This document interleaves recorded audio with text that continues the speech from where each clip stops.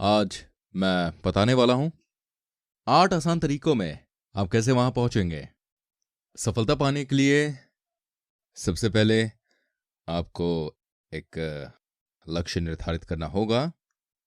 दूसरे शब्दों में ये एमबीओ मैनेजमेंट बाय ऑब्जेक्टिव है। हम सब ने हमारे लक्ष्य के हिसाब से बैलेंस्ड लाइफ निर्धारित की है। लक्ष्य निर्धारित करने के बाद आपको उसका पीछा करना होगा एकदम दृढ़ निश्चय के साथ। जी हाँ, पूरे फोकस से आपको इस पर पूरा ध्यान देना होगा। आप लड़खड़ा नहीं सकते। खुद पर आपको विश्वास करना होगा। आपके दृढ़ निश्चय में सबसे ज्यादा खुद की जिंदगी को अपने तरीके से जीने की इच्छा शामिल होनी चाहिए। आज आप में से कुछ लोग यहां पर इस भाषण से प्रेरित होंगे और इस व्यापार को शुरू करने का निर्णय लेंगे। कुछ लोगों को ये लगेगा वो कितने भाग्यशाली हैं, आखिरकार जो उन्हें एटमी मिला। आप अपने सपनों के आशियाने में रहने की कल्पना करेंगे। जैसे जीवन की शैली की आपने कल्पना की है उसका आनंद ले रहे हैं। आप अपने पति के लिए एक पसंदीदा कार खरीदने की कल्पना करती हैं ताकि उन्हें अपने दोस्तों के सामने शर्मिंदा ना होना पड़े, वो एक नया इंसान बन पाए। अपने बच्चों को आप वो सारे अवसर देना चाहते हैं ताकि उनका सपना। आपको अपने दृढ़ संकल्प को मजबूत करना होगा। क्या आप सभी दृढ़ निश्चयी हैं? क्या आप प्रभाव का केंद्र बनेंगे? हाँ, ऐसा ही होना चाहिए, बिल्कुल। अपने दृढ़ निश्चय को बढ़ाने के लिए सकारात्मक सोच बहुत जरूरी है। सकारात्मक सोच का मतलब बहस करना नहीं होता है कि कुछ असंभव होने वाला है। सच में कहूं तो दुनिया जहां हम जी रहे हैं वहां किसी भी हाल में हमें अमीर और सफल बनने की जरूरत है।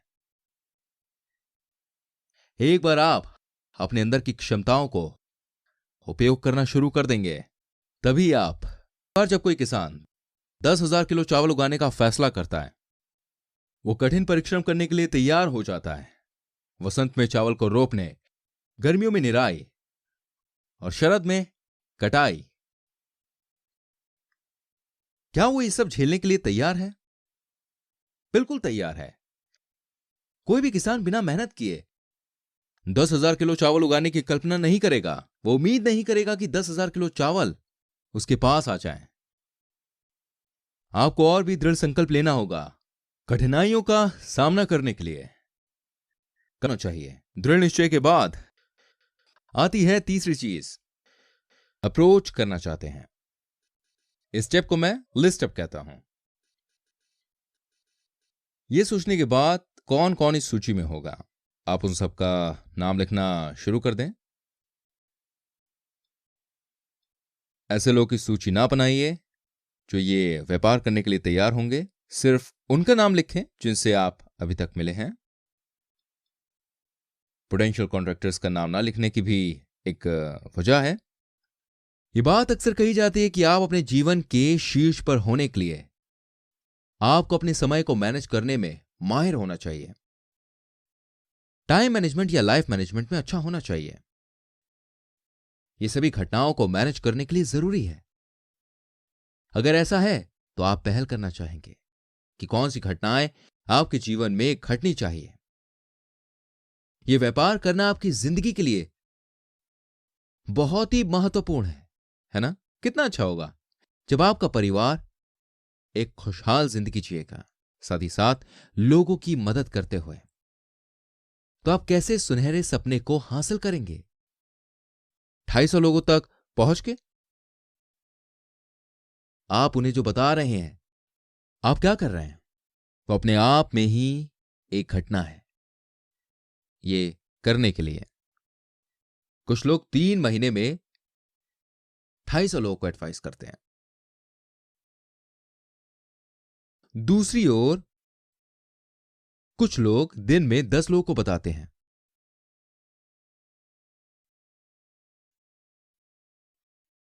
पच्चीस दिनों में वो हर रोज 10 लोगों को बताते हैं। इन्हें 250 लोगों को बताने में सिर्फ 1 महीना लगता है। क्या ये प्रभावी रूप से एडवाइस करने के लिए समय को कम कर देता है? जी हां, ये 3 महीनों को 1 महीना कर देता है। पर सच में समय कम नहीं होता, पर कांटेक्ट की फ्रीक्वेंसी बढ़ती है। कुछ अद्भुत मामलों में लोगों ने 10 दिन में ऐसा किया है। कुछ लोग 25 लोगों को रोज संपर्क करते हैं और इस जिम्मेदारी को बखूबी निभाते हैं, वो भी सिर्फ 10 दिनों में। ऐसे विशेष मामले में अविश्वसनीय विस्फोटक शक्ति बनाई जा सकती है। जब चीजों को इस तरह से संकुचित किया जाता है तो वो एक बड़ा उछाल लेती हैं। जब तेल, पानी और हवा को ऐसे ही रखा जाता है तब कुछ नहीं होता, वो कुछ नहीं करते हैं। पर जब उन पर दबाव डाला जाता है एयर कंप्रेशर के साथ, तब क्या होता है? एयर को कंप्रेस करने पर सभी प्रकार की ऊर्जा बनती है। मशीनों, पंप और सक्शन ट्यूब्स को मोटर करने के लिए। और टैप बहुत ही महत्वपूर्ण भूमिका निभाते हैं। तेल के साथ भी कुछ ऐसा ही है। हाइड्रोलिक सिस्टम्स में तेल को कंप्रेस करने की ऊर्जा उत्पन्न की जाती है कई सारी 1 किलो वजन वाली भारी वस्तुओं को उठाने के लिए। यानी अगर आप अपनी जिंदगी में कुछ चुनौती प्राप्त करना चाहते हैं, फिर आपको कभी भी इसे अपनी गलती से नहीं होने देना चाहिए और ना ही अपने आप को उस पर मुफ्त सवारी करने दें। आप उन घटनाओं का चयन करिए जो आप चाहते हैं कि हो, उन्हें व्यवस्थित करें और उन्हें एक अच्छे तरीके से करें। ऐसी आप जिंदगी में कामयाब होंगे। जी हां, इसलिए इन्हें इवेंट कंप्रेसिंग कहता हूं मैं। टाइम कंप्रेशन क्योंकि समय के घटनाओं के बराबर है, इसे टाइम कंप्रेशन कहते हैं। आपको अपने समय का उपयोग अच्छे तरीके से करना होगा। सूची बनाने के तीसरे स्टेप के बाद आप लोगों को फोन कॉल करेंगे। फोन कॉल करने का मतलब लोगों को व्यापार के बारे में बताना नहीं है, लेकिन उनसे नियुक्तियां करना है और उन्हें आमंत्रित करना होता है। आमंत्रित करते समय यह बहुत जरूरी है कि आप प्रतिबद्ध रहें, कि आप लगातार हर दिन फोन कॉल्स करते रहेंगे। मुझे तो आश्चर्य होता है कि कुछ लोग सेंटर में आने को भी अपने काम का हिस्सा नहीं समझते हैं। वो सुबह सेंटर में आते हैं और पूरा दिन बात करके बिता देते हैं और फिर घर लौटकर खाने का बंदोबस्त करना है, ये कहकर वो चले जाते हैं। वो मुश्किल से कोई फोन कॉल करते होंगे या दिए गए समय पर किसी से मिलते होंगे। दिन महीनों में बदल जाता है, फिर कुछ नहीं होता और अंत में वो मुश्किल से कुछ संपर्क बना पाते हैं। ऐसे लोग सिर्फ सेंटर में आते हैं और जाते हैं। सेंटर में बैठ के गप्पे करना काम नहीं कहलाता। सही मायने में काम किसे कहा जाता है? लोगों को फोन कॉल करना, उनसे मिलना, प्रशिक्षण। इसके बाद आता है छठवां स्टेप। व्यापार व्याख्या के बाद आपको आने वाली चीजों को कवर करना होगा। इसके बाद आप फॉलो अप और फॉलो थ्रू को कवर करेंगे। फॉलो अप में आपको फोन कॉल करना होगा। 48 घंटे के अंदर उनका अनुभव जानने के लिए। उत्पादों को बेचने के बाद प्रोडक्ट्स को लेकर ग्राहक की कुछ शिकायतें हो सकती हैं या फिर कुछ गलतफहमी हो सकती है। ऐसी समस्याएं सुलझाने के लिए थोड़ा ध्यान देने की जरूरत है। कई लोग हमारे उत्पादों के खिलाफ थोड़ा पक्षपाती होंगे क्योंकि हम अभी तक एक हाउस होल्ड ब्रांड नहीं बन पाए हैं।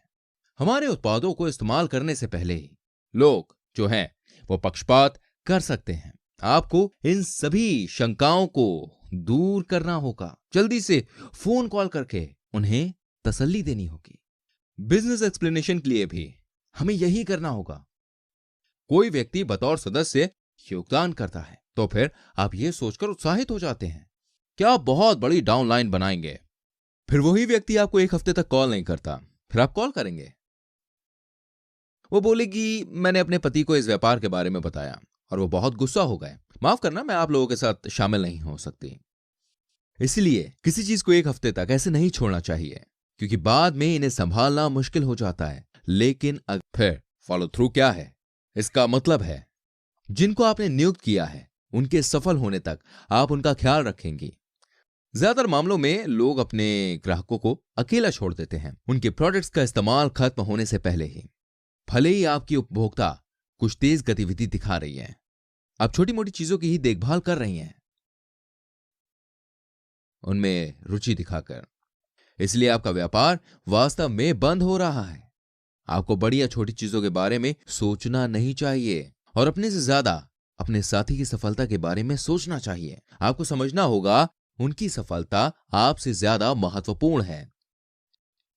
सारांश में, अगर आप किसी को नियुक्त कर रहे हैं फिर आपको उनका ख्याल रखना चाहिए, सफल होने तक उनका साथ देना चाहिए। अगला स्टेप है 7वां, काउंसलिंग। आपको काउंसलिंग करनी होगी। काउंसलिंग के साथ कुछ ऐसा है कि आप तभी काउंसलिंग करते हैं जब कोई मुश्किल आती है।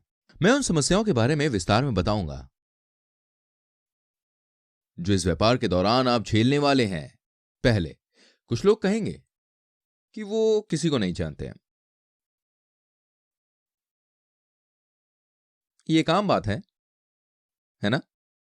कुछ तो मुझे ही लोगों को रेफर करने के लिए कहते हैं, ये कहकर कि वो किसी को नहीं जानते। ये लोग इसलिए कहते हैं कि वो किसी को नहीं जानते क्योंकि उनके पास लोगों की सूची नहीं है। ये सूची भविष्य के कॉन्ट्रैक्टर्स की नहीं है, बल्कि आपकी जान पहचान वालों की है। आप कम से कम 250 लोगों को तो जानते ही होंगे। आप ऐसे लोगों की काउंसिल करें जो कहते हैं वो किसी को नहीं जानते। उससे ये सारे सवाल पूछें। आपके दिमाग में सबसे पहला नाम किसका आता है? किसे आप सबसे ज्यादा सफल होते हुए देखना चाहेंगे? किसके लिए आपको दुख होता है? आपको क्या लगता है कि यह व्यापार शुरू करने के बाद कौन सबसे ज्यादा सफल होगा? फिर वो किसी का नाम बताएंगे, जॉन डो। फिर आप वो नाम लिखेंगे। आप उनका फोन नंबर मांगेंगे जो वो आपको आसानी से दे देंगे। लिख लीजिए, उनकी उम्र पूछिए और उनके व्यक्तित्व के बारे में भी पूछिए। पूछते रहिए उनका बैकग्राउंड, नौकरी, घर और सब कुछ उनके बारे में। आसानी से जवाब मिल जाएगा। काउंसलिंग के बाद तय कीजिए कौन सा विकल्प सही रहेगा मिस्टर टो के लिए। प्रोडक्ट्स का वितरण करना या फिर मुआवजा योजना बताना। क्या वो हमारे प्रोडक्ट्स में रुचि लेंगे या फिर रोजी रोटी कमाने में? वो कहेंगे कि जॉन जो व्यापार करने में रुचि नहीं लेंगे। फिर उन्हें हमारे प्रोडक्ट्स अच्छे लगने लगेंगे क्योंकि वो काफी अच्छी स्थिति में है। फिर आप कहेंगे पहले हमारे प्रोडक्ट्स उन्हें देते हैं, या फिर वो ये भी कह सकते हैं कि जॉन जो इस वक्त संघर्ष कर रहे हैं और नई नौकरी की तलाश में हैं। फिर तो वो जरूर मुआवजे की योजना में रुचि लेंगे। ऐसे में हमें व्यापार विकल्प को चुनना चाहिए। फिर आप उनसे कहेंगे क्या आप उनके साथ उनसे मिलना चाहेंगे? बेहतर होगा पहले आपसे बात कर लें। उनसे पूछिए, उनसे जाके मिलना या उन्हें कभी भूलना ठीक रहेगा। अगर आप ऐसे काउंसलिंग करेंगे तो वो आपके सभी सवालों का जवाब देंगे। फिर आप और आपके साथी मिलकर एक फाइल बनाएंगे या जॉन डो पर एक काउंसलिंग लॉग तैयार करेंगे। ऐसा करके आप एक संगठित तरीके से सबका ध्यान रख पाएंगे। जो भी आपके साथी की संपर्क सूची में है, आपके और आपके साथी के बीच हुई बातों को लिख लें। अगर आपका साथी कहता है कि वो मुश्किल से किसी को जानता है, फिर उससे पूछिए उन सभी के बारे में जिन्हें वो जानता है और उन सबकी काउंसलिंग करिए। दूसरे शब्दों में, अगर उनके साथ संबंध को खोजने में उनकी मदद कर रहे हैं, संबंधों को खोजकर निकालना। सभी मेरे साथ बोलिए, संबंधों को खोजकर निकालना। आप अपने साथ के लिए संबंधों को ढूंढेंगे इसी सिद्धांत के साथ कि अगर आप अपने प्रायोजक की संभावनाओं के बारे में पूछते हैं, या तो वो जितने भी लोगों को जानते थे सबके बारे में बता चुके हैं, या फिर वो सच में किसी को नहीं जानते। शायद आपके प्रायोजक किसी और को नहीं जानते, इसीलिए उनके रोने से कुछ नहीं होगा। आपके प्रायोजक आमतौर पर सीमित स्रोत हैं, लेकिन अगर आप अपने साथी के संपर्कों को खोजेंगे, आप उनके दोस्तों के दोस्त को भी खोज सकते हैं। उनके पास के लोगों में भी ढूंढें और ऐसे ही ढूंढते रहें तब तक जब तक आप एक नोटबुक नहीं भर लेते। आप अपने साथी को यह भी सिखा सकते हैं कैसे अपने संबंधों का ख्याल रखें। ऐसे ही आप ज्यादा से ज्यादा लोगों को ढूंढ पाएंगे।